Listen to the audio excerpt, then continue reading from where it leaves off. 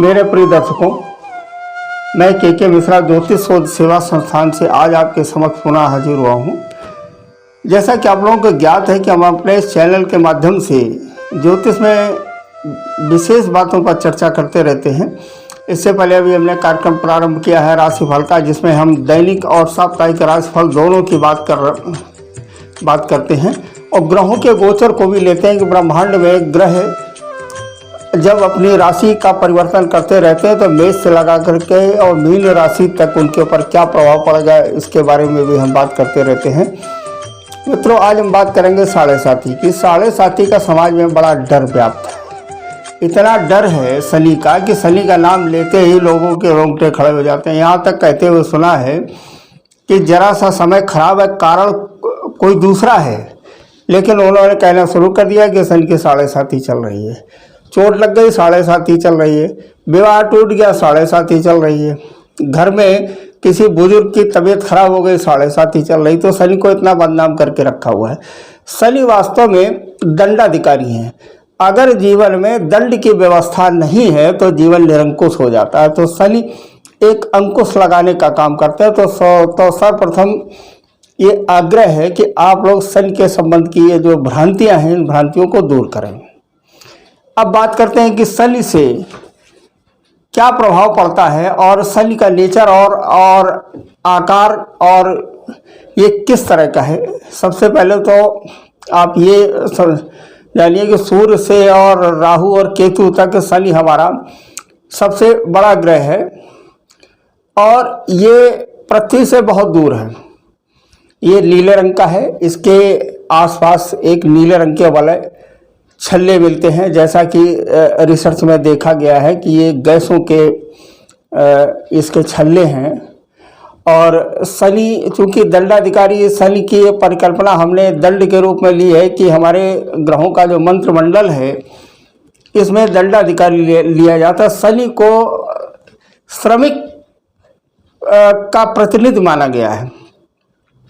आज हम बात करते हैं कि शनि से अगर संबंधित जातक है तो उसके ऊपर क्या प्रभाव पड़ता है। सबसे पहले तो हम ये देख लेते हैं शनि के कार्य कौन कौन से, शनि से प्रभावित व्यक्ति कौन कौन से कार्य करता है और शनि से क्या प्रभाव पड़ता है। पहली चीज़ तो शनि की दृष्टि जिस भाव पर पड़ती है, जिस भाव में शनि होता है उस भाव के काम में क्या करता है, देरी ले आता है। अगर शनि का संबंध चंद्रमा से है तो अवसाद की स्थिति ले आता है। अगर शनि छठे, आठवें, 12वें में है, लग्नेश अगर छठे, आठवें, 12वें में है, अगर मंगल की कहीं से उसकी दृष्टि बन रही है तो ये ऑपरेशन और सर्जरी योग बना देता है। शनि झगड़ा करवाता है, वाणी दोष पैदा कर देता है, एक दूरी उत्पन्न कर देता है। जिस भाव में शनि बैठता है उस भाव के कारकत्व में, जैसे मान लीजिए पंचम स्थान ये प्रेम और पिता का स्थान है, अगर इसमें शनि विराजमान है तो करें क्या कि इस भाव में शिक्षा में अवरोध डालेंगे, पिता और पुत्र के बीच में संबंध अच्छे नहीं रखेंगे, संतान को कष्ट पहुंचाएंगे और शिक्षा भी रोकेंगे। इनकी दिशा पश्चिम है। बीमारियां, शनि का प्रभाव जब छठे भाव से बनता है, छठा स्थान हम पहले भी बता चुके हैं, ये रोग और ऋण का स्थान है। तो जब छठे स्थान में से इनका संबंध बनता है और लग्नेश का संबंध बनता है तो कौन कौन सी बीमारियां उत्पन्न लेती हैं। पैरालिसिस, शनि से आप ये समझ लीजिए, शनि से उत्पन्न जो बीमारियां हैं ये दीर्घकालिक होती हैं, जिन्हें क्रॉनिक डिसीज बोलते हैं। जल्दी ठीक होने वाली बीमारियां नहीं, नसों से संबंधित, चूँकि जितनी भी बीमारियां हैं वो सब शनि से संबंधित है। पैरालिसिस, घुटनों में चोट, कमर से नीचे, कैंसर और गाल ब्लैडर, हार्ट में पेन, हार्ट फेल की बात नहीं कर रहा हूँ, हार्ट में पेन की बात कर रहा हूँ। और ये पेन उत्पन्न होता है फिर उसके बाद वो गुरु का और चंद्रमा का, चूँकि हार्ट ये चौथे स्थान का कारक है, ये हार्ट को में मतलब जो भी डिसीज़ है वो 4th स्थान से इसको देखा जाता है। तो शनि के माध्यम से हार्ट पेन की स्थिति पैदा होती है। अब इनके प्रोडक्ट आप देख लीजिए कि शनि के कौन कौन से प्रोडक्ट हैं। कि अगर किसी व्यक्ति की, किसी जातक के 10वें स्थान में शनि है तो क्या व्यापार करेगा, उसे क्या व्यापार करना चाहिए। साधारणतः जनरली लोग पूछ देते हैं कि हमारा बेटा क्या करेगा या हम कौन सा व्यापार करें, इस तरीके का प्रश्न लोग कर देते हैं। तो उसके बारे में हम आज चर्चा कर रहे हैं कि अगर शनि है वहाँ, आचार्य भी इस बात को समझें कि अगर शनि से प्रभावित कुंडली है और 10वें स्थान पर उसका बल ज़्यादा मिल रहा है तो कौन कौन से व्यापार करें। जैसे मिनरल, खनिज पदार्थ, कोयला, लोहा और काले पदार्थ और राई, खाद्य पदार्थों में राई और कड़वा तेल, ये इनके प्रोडक्ट हैं, ये इनके पदार्थ हैं जिनका शनि, जैसे हम लोग शनि का जब दान जो है बताते हैं तो चूँकि नीलम तो रत्न बहुत महंगा है, नीलम कोई दान नहीं करता, तो जब खाद्य पदार्थ की दान हम लोग बताते हैं तो राई वगैरह की दान जो है करवा देते हैं कि आप ये दान करें। अब आप ये देखिए, जैसा हमारे थंबनेल में लिखा है 7.5, तो 7.5 माने 7 वर्ष और 2.5 वर्ष, तो 7.5 का ही नाम क्यों लिया गया है। 5.5 ही कह देते, 6.5 वर्ष जो कह देते, 3.5 वर्ष कह देते, 7.5। पहले आप इस लॉजिक को समझ लीजिए कि 7.5 वर्ष क्यों कहा गया है। इसकी ढैया क्या होती है इसके बारे में हम अगला कोई वीडियो बनाएंगे तो हम ढैया के बारे में बताएंगे। आज हम 7.5 की बात कर रहे हैं कि 7.5। पहली चीज़ तो आप ये जो है समझ लीजिए कि ब्रह्मांड में शनि जब एक चक्कर लगाता है तो 30 वर्ष का समय लगता है। 12 भाव है हमारे, 12 भाव में हम जब 30 में 12 से भाग देते हैं तो 2.5 आता है, माने 2.5 वर्ष, माने 12 दूनी 24 से 6 30 महीने। ये एक राशि में शनि का गोचर 30 महीने होता है और 30 अंश का एक भाव होता है। एक राशि का जो भाव होता है वो 30, तो एक महीने में ये 1 डिग्री मूवमेंट करता है, इसलिए इसका नाम शनैश्चर है।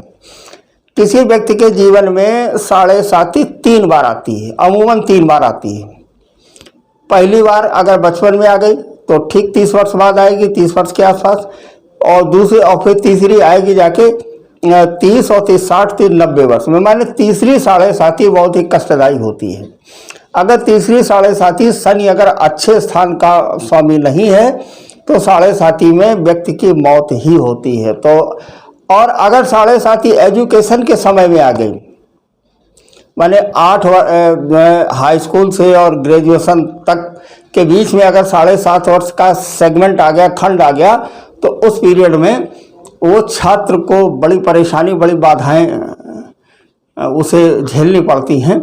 बशर्ते शनि की स्थिति को भी देखना चाहिए। ऐसा नहीं है कि 7.5, मैं फिर से एक बार आपसे आगाह कर रहा हूँ, ऐसा नहीं कि शनि हर आदमी के लिए, हर जातक के लिए खराब रिजल्ट ले, ये अच्छा रिजल्ट भी देता है। तो हम ये बता रहे थे कि अगर छात्र जीवन में अगर 7.5 आ गई तो 7.5 वर्ष में करियर पूरा बर्बाद हो जाता, बशर्ते शनि अच्छा रिजल्ट न दे रहा हो। तो आचार्य को ये देखना चाहिए कि शनि हमारे जन्मांक में किस तरह का रिजल्ट देने वाला है, क्या फल दे रहा है। कभी डर की स्थिति बनानी चाहिए। और डर किस बात का, भाई वो दंडाधिकारी हैं, गलत काम करो तो दंड तो मिले। अगर व्यक्ति के जीवन में दंड की व्यवस्था न हो तो जीवन निरंकुश हो जाएगा। बंधन बहुत जरूरी है। तो 7.5 अगर किसी की आ रही हो तो उसे बहुत ही सावधानी से काम करना चाहिए। अगर कोई ठेकेदार या कोई कॉन्ट्रैक्टर व्यक्ति अगर 7.5 में शनि अगर उसका अच्छा नहीं है तो श्रमिक से काम अगर वो ले रहे हैं तो श्रमिक को भगवान के तरीके से मान करके चलें। वैसे भी समाज में ये चौथा पायदान है, श्रमिक वर्ग ना हो तो दुनिया का विकास नहीं हो सकता। इसीलिए श्रमिकों का विशेष ध्यान रखना चाहिए, उनका हक नहीं मानना चाहिए। अंधे, लूले, लंगड़े, बहरे इत्यादि इन लोगों की सेवा करनी चाहिए और इनका निरादर नहीं करना चाहिए। अब ये बता देता हूँ कि शनि से प्रभावित जो व्यक्ति होता है वो उसे कैसे आप पहचानेंगे कि ये व्यक्ति शनि से प्रभावित है।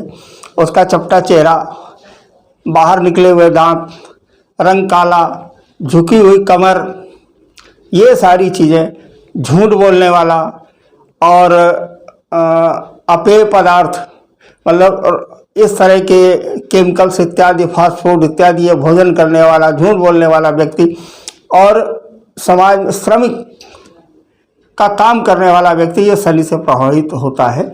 लेकिन ये आवश्यक नहीं है कि ये जिसमें सारे लक्षण दिख रहे हो शनि से प्रभावित हो।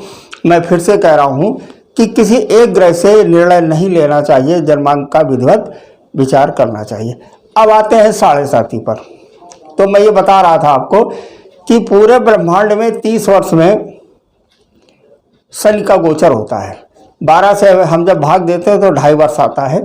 तो एक भाव में 2.5 वर्ष रहता है। ये 3 भाव में साढ़े साथी बनती है। चंद्रमा आपका जिस राशि में है वो आपकी राशि होती है, राशि से एक खाना पहले माने 12वें स्थान में, और राशि से दूसरे खाना में। क्या होता है, अगर शनि का गोचर चंद्रमा से है तो साढ़े साथी आपकी प्रारंभ है। 2021 में किन किन लोगों की साढ़े साथी शुरू है, प्रारंभ है, हम इसके बारे में आज विशेष तौर से बात करेंगे। यही हमने अपने थंबनेल में लिखा है कि शनि की होगी किस पर कृपा, किसकी साढ़े साथी शुरू होगी, किसकी समाप्त होगी और किसकी तीसरी ढैया चलेगी। तो बात करते हैं। तो आप लोग साढ़े साथी को अच्छी तरह से समझ गए होंगे, फिर से हम दोहरा देते हैं कि शनि का गोचर 30 वर्ष, और 30 वर्ष को हम जब 12 से भाग देते हैं तो 2.5 वर्ष आता है। चंद्रमा से 2.5 वर्ष, चंद्रमा से एक खाना पहले माने 12वें स्थान में शनि का गोचर, 2.5 वर्ष हो गए। फिर चंद्रमा में हो गए माने लग्न में हो गए, चंद्र लग्न में हो गए, और फिर धन के स्थान में गोचर में शनि का गोचर हो गया तो साढ़े साथी शुरू हो गई। अब बात करते हैं कि इस समय किन लोगों की साढ़े साथी प्रारंभ में और किन की साढ़े साथी खत्म हो गई है। वृश्चिक राशि वालों के साढ़े साथी समाप्त हो गई है। उसके पीछे कारण है कि इस समय मकर राशि में शनि का गोचर है, और वृश्चिक के बाद धनु, धनु के बाद मकर, माने तीसरे भाव में उनका गोचर है। तो वृश्चिक राशि वालों की साढ़े साथी समाप्त हो गई है। ये बात आप लोग समझ लें और नोट कर लें। अब किसकी प्रारंभ हो गई है? प्रारंभ हो गई है कुंभ राशि वालों की। जिन लोगों का 11 नंबर में चंद्रमा है, 11 नंबर ये शनि की ही राशि होती है, इसमें अगर 11 नंबर में चंद्रमा है तो इससे एक खाना पहले मकर राशि में शनि का गोचर है।